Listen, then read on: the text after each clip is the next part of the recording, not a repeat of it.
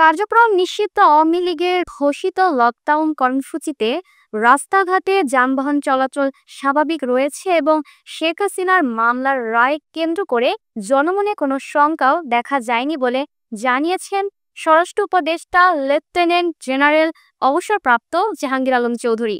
বিস্তারিত দেখুন প্রতিবেদনে। বৃহস্পতিবার 13 নভেম্বর সচিবালয়ে সাংবাদিকদের সঙ্গে আলাপকালে স্বরাষ্ট্র উপদেষ্টা জাহাঙ্গীর আলম চৌধুরী জানান, কার্যক্রম নিষিদ্ধ আওয়ামী লীগের ঘোষিত লকডাউন কর্মসূচিতে রাস্তাঘাটে যানবাহন চলাচল স্বাভাবিক রয়েছে এবং শেখ হাসিনার মামলার রায় কেন্দ্র করে জনমনে কোনো শঙ্কাও দেখা যায়নি।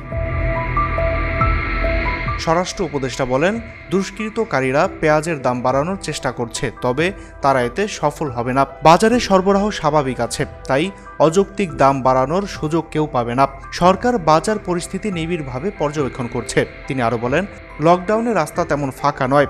শেখ হাসিনার মামলার রায়কে কেন্দ্র করে জনমনে কোনো শঙ্কাও দেখা যায়নি। কোথাও কোনো বড় ধরনের অপ্রীতিকর ঘটনাও ঘটেনি। ছোটখাটো দু একটি ঘটনা ঘটলেও আমরা তাৎক্ষণিক ব্যবস্থা নিয়েছি। স্বরাষ্ট্র উপদেষ্টা বলেন, সবাই যদি সহযোগিতা করে তাহলে দেশের কোথাও কোনো সমস্যা হবে না। আইন শৃঙ্খলা রক্ষায় সরকার সর্বোচ্চ সতর্ক আছে। ভারতে পালিয়ে থাকা শেখ হাসিনাকে দেশে ফেরানোর বিষয়ে তিনি বলেন, সবার সহযোগিতা থাকলে শেখ হাসিনাকে ফিরিয়ে আনা সহজ হবে। আমরা আইনি প্রক্রিয়ায় অগ্রসর হচ্ছি। Mahadi Hasan Biyan, up to date news, Dhaka. সুপ্রিয় দর্শক, এই ছিল আপ টু ডেট নিউজের সর্বশেষ আপডেট।